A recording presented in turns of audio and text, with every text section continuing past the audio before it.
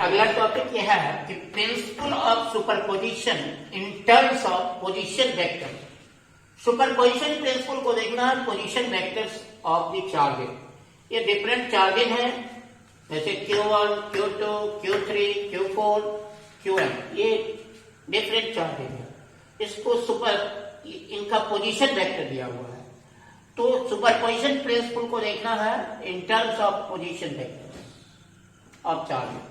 जैसे Q1 पर Q2 के द्वारा फोर्स F12, Q1 पर Q3 के द्वारा फोर्स F13, Q1 पर Q4 के द्वारा फोर्स F14 और Q1 पर Qn के द्वारा force F1n।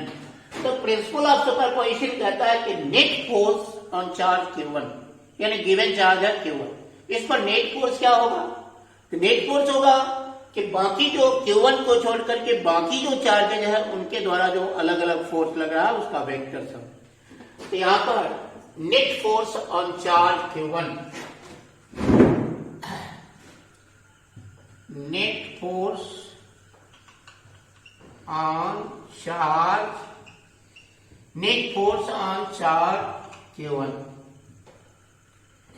according to the principle of superposition, according to the principle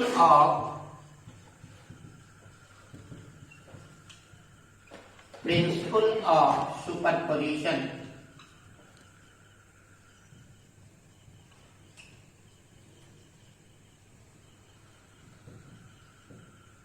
क्या हो जाएगा कि F1 net force is equal to F12 plus F13 plus F14 dot dot F1n। अब इसमें हम लोग क्या करेंगे कि नेट फोर्स निकाल रहे हैं, तो F1 Q1 पर नेट फोर्स। अब इसके पहले कूलम्ब्स लॉ हम पढ़ चुके हैं पोजीशन वेक्टर के टर्म में। जैसे 1 2 है तो R1 माइनस R2, 1 3 है तो R1 माइनस R3, 1 4 है तो R1 माइनस R4, अब 1n है तो R1 माइनस Rn। इसलिए ये हो जाएगा 1/4 pi epsilon not into Q1 Q2 by Q1 Q2 into R1 minus R2 divided by R1 minus R2 के मॉड का cube plus 1/4 pi epsilon not into Q1 Q3 by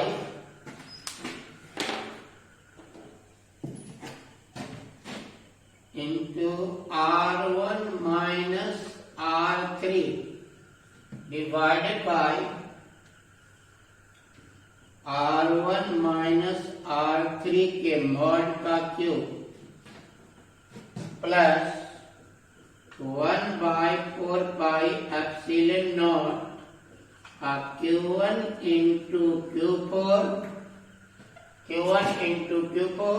into R1 minus R2 अभी R1 minus R4 divided by R1 minus R4 के mod का cube. और इस तरह से हम लोग डॉट डॉट देते जाएंगे एंड लास्ट टर्म हो जाएगा 1/4 pi epsilon naught and to Q1 Qn into R1 minus Rn divided by R1 minus Rn के मॉड का क्यूब। आगे देखिए उसके बाद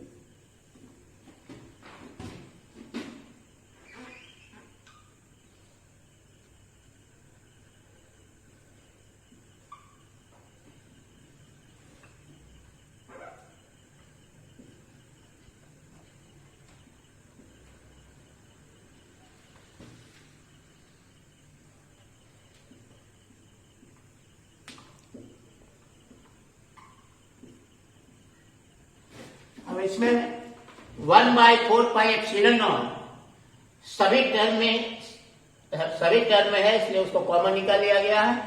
ये Q1 1/4πε0 कॉमन में आ गया, Q1 into Q2 into R1 vector minus R2 vector by R1 vector minus R2 vector के मॉड का क्यूब। फिर सेकेंड टर्म क्या हो जाएगा, तो Q1 into Q3 into R1 minus R3 vector divided by R1 minus R3 vector के mod का cube and plus ये Q1 into Q4 into R1 minus R4 divided by R1 minus R4 के mod का cube, और इस तरह से last term dot dot कर दीजिए, लास्ट टर्म ये हो जाएगा प्लस ये Q1 into Qn divided by into R1 minus R1 vector minus Rn vector divided by R1 vector minus R2 vector के मॉड का क्यूब, और ये हो गया net force on charge Q1 by the rest of the charges according to the principle of superposition in terms of position vector।